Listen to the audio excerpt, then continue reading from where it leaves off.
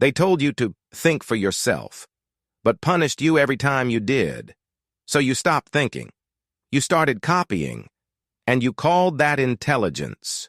But what if the system you trust, school, media, society, was never designed to make you think? What if it was built to train obedience, package it as brilliance, and reward you for how well you conform? That's what I noticed early. Most people don't want truth. They want comfort, predictability, consensus. And anything that threatens that pattern, they attack it. Not because it's wrong, but because it's unfamiliar. They follow what's normal, not what's real. That's why I've never trusted normal. From school to society to work, everything rewards compliance, not insight.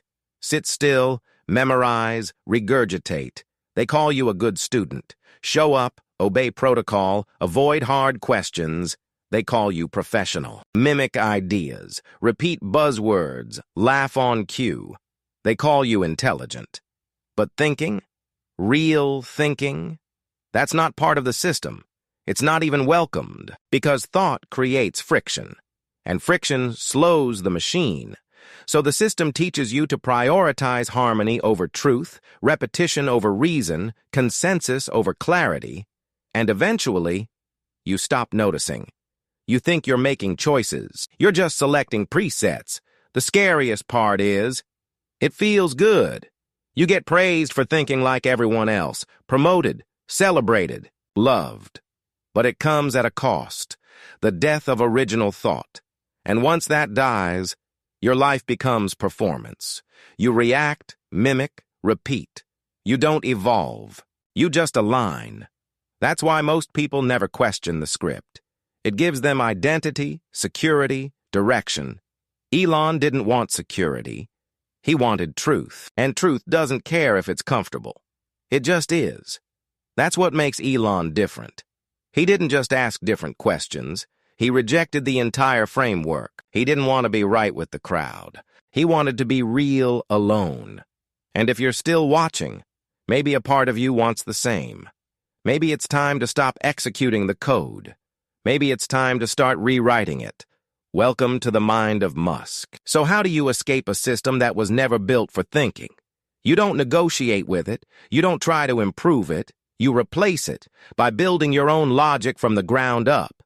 That's how I think. Not in analogies, not in consensus, but in first principles. Strip the problem down to physics, to atoms, to what's undeniably true. Then build up from there. It's slower, it's harder, but it's real. The first time I used it, people thought I was broken. I asked why rockets cost so much, why batteries were expensive, why cars had to be made the way they were. Everyone had answers, but they weren't real answers. They were norms, inherited conclusions passed down like gospel. It's always been done this way. It's not possible. That's just how the industry works. Those aren't truths. Those are defenses of systems no one dared to question. But I did. Not because I wanted to rebel, but because I needed to understand. I remember the math. The raw material cost of a lithium-ion battery was only a fraction of the retail price. So why the markup? Why the inflation? Same with rockets. The actual parts, the aluminum, the titanium, the fuel, were cheap compared to what the aerospace industry charged. So where was the cost really coming from? The answer was obvious. The mindset, not the physics, not the materials, but the thinking. The problem wasn't the product, it was the assumption underneath it. So, I broke it. I broke every assumption I could find. I asked, what if we build it from scratch? Not cheaper, not faster, just truer. Most people optimize what already exists. I burn it down and ask what should exist. That's how SpaceX started. That's how Tesla scaled. Not because we had better slogans, but because we had a better root logic. People don't like that. They call it arrogance. They call it risk. They call it unnecessary. But it's only unnecessary if you're okay with mediocrity. If you're okay with copy-pasting the same blueprint until the world stops noticing you're not building anything new. First principle thinking isn't innovation. It's excavation. You're digging through layers of noise, bias, tradition, until you hit something solid enough to rebuild from. Most people never get there. They patch the walls of broken logic and wonder why the building still leaks. But I'm not interested in fixing illusions. I want reality. And reality is quiet. It doesn't trend. It doesn't flatter. It doesn't care if it offends. It just sits there, unmoving, waiting for someone willing to see it. That's how I operate.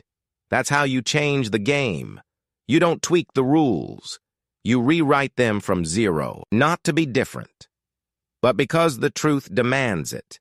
If you're still here, you're already different. Most people run from this kind of thinking. It costs too much.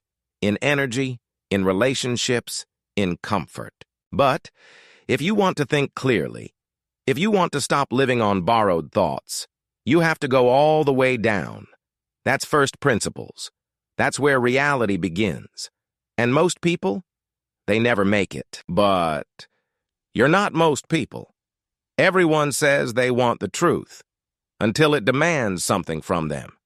Discomfort, loss, isolation. That's the price most aren't willing to pay. That's why the comfort zone wins. It doesn't give you growth. It gives you escape, a bubble where you can pretend you're improving while quietly decaying. I never wanted that. I didn't want comfortable. I wanted accurate. That's why I slept on the floor of the Tesla factory while others were in meetings about vision boards. That's why I spent every last dollar from PayPal, not to retire, but to go again. I didn't want rest. I wanted resolution. And that never comes easy. Comfort tells you to wait, to prepare, to find balance. But reality isn't balanced. It's lopsided, violent, and it moves with or without you. If you want to build something real, you have to bleed for it. Not once, constantly. You have to endure ridicule, betrayal, fatigue, long after the motivation disappears. That's the difference. Most people follow their feelings. I follow the physics. Emotions lie. Reality doesn't. And reality always rewards motion, not intention. So, I moved. Even when I was broke. Even when rockets exploded. Even when both Tesla and SpaceX were dying at the same time. I moved because action is how you override fear. Not by conquering it, but by moving faster than it can paralyze you. People asked me why I didn't stop, why I didn't pause, why I didn't quit. The answer is simple. I was more afraid of comfort than I was of failure. Failure means I tried. Comfort means I gave up before it started. And I don't want a life built on soft lies. I want one forged by hard truths. That's why I keep going. Even now, when it would be easier to slow down. When I could sell everything and live quietly. But that's not living. That's hiding. I don't want safety. I want clarity. And clarity only comes when you put yourself in the fire, again and again, until there's nothing left but what's real. Comfort isn't just a couch or a salary. Sometimes it's a room full of people nodding at everything you say. A boardroom, a brainstorming session, a dinner where everyone agrees because that's what makes them likable. But I've learned something. When everyone agrees, nothing moves, nothing evolves. That's not collaboration. That's stagnation with nice lighting. That's why I don't rely on groupthink. I don't need a room full of yes. I need space to think. Alone. That's where the real ideas come from. Not from consensus. From confrontation. Confrontation with the unknown. With your own blind spots. And that never happens in a crowd. Crowds dilute clarity. You start adjusting your thoughts to avoid discomfort. You signal intelligence instead of seeking truth. You become careful, not clear. I don't want careful. I want true. That's why I avoid unnecessary meetings. Why I hate presentations with beautiful slides and no real substance. Why I'd rather sit in a dark room with a whiteboard than fly across the world to hear applause. I don't want affirmation. I want accuracy. You can't build something world-changing in an echo chamber. Real innovation requires solitude. Silence. Not because it's romantic, but because it's the only way to think without performing. Most people don't think. They perform thinking. They speak in jargon. They cite books they don't understand. They chase consensus because it feels like safety. But safety and truth rarely live in the same place. Truth lives in tension, in contradiction, in doubt. So I create space for doubt. I don't run from it. I strip everything down until only the question remains. Is this real? Not popular, not impressive, just real. That's where the real engineering happens. Not on a stage, not on Twitter, but in isolation, in silence, where there's nothing left to impress, and only reality remains. That's why I spend so much time alone. People think I'm antisocial. I'm not. I just don't want my thoughts pre-shaped by other people's expectations. Because once you start adjusting your truth for comfort, you're no longer thinking. You're curating. You're marketing. You're playing. And I don't want to play. I want to know. That's how SpaceX landed rockets when the world laughed. That's how Tesla defied every timeline and every analyst. Not through applause, through analysis. Brutal, unforgiving, solitary analysis, where you sit in a room for hours, days, weeks, asking, why does this still not work? What am I missing? What is real that no one else is seeing? That's the work, not the headline, not the launch, not the tweet. The silent, invisible, unglamorous process of sitting alone with the truth. Long enough to find a better one. Thinking alone isn't a sacrifice. It's a requirement. You can't see clearly through 1,000 borrowed eyes. You need your own. And you need them sharp. Because the world doesn't need more people who agree. It needs people who know how to think, even when no one's watching. Goals are fantasies. They give you a direction without giving you a structure, a target without a method. That's why most people set goals and fail. Because goals don't survive friction. They look good on paper, but reality doesn't care what you wrote down. Reality only responds to systems, repeatable, measurable, adaptive processes that don't depend on how you feel. That's how I build. I don't chase outcomes. I design mechanisms, machines, processes that can produce results without constant willpower. That's the difference between ambition and engineering. Ambition wants something. Engineering builds a path. I don't trust motivation. It fades. It lies. It waits for comfort. But systems? Systems don't care if you're tired. They don't care if you're inspired. They just run. That's why I spend more time building internal structures than setting external targets. A goal says, I want to lose weight. A system says, this is how I eat, train, and track every day. One relies on emotion. The other creates momentum. That's how Tesla survived the impossible. Not because we dreamed bigger, but because we engineered tighter. Every part, every line of code, every assembly protocol was a system designed to learn and evolve, not just reach a milestone. Because milestones end. Systems scale. Same with SpaceX. Our goal wasn't go to Mars. It was, how do we make space travel a repeatable, affordable system at scale? We weren't aiming at a place. We were designing an economy. That's why our rockets land. That's why our costs dropped. That's why we're still alive when others burned out. Because we didn't chase one big win. We built an engine that could keep winning without collapsing. That's how I live. I don't care about short-term wins. I care about long-term leverage. I'd rather build a boring system that compounds forever than chase a dopamine spike that dies in a week. That's what most people don't understand. They want results, but they don't want systems. They want transformation without repetition. That's not how reality works. Reality is mechanical. It respects consistency, not charisma. So I build systems that protect me from myself. When I'm tired, they run. When I'm distracted, they hold the line. When I forget, they remember. Because I know I'm not perfect, so I don't design around my best day. I design around my worst. That's the secret. Don't build for when you're motivated. Build for when you're not. That's where systems win. Goals collapse under stress. Systems adapt. That's how I work. That's how I think. That's how you go further than anyone expects, and stay there. Most people spend their lives optimizing reality. Elon doesn't. He replaces it. That's the final edge. Not thinking differently inside the system, but questioning the system itself. Not upgrading the old map, but asking whether the terrain has changed entirely. That's where most people stop. They want to be smarter players. Elon wants to be the architect, not to control others.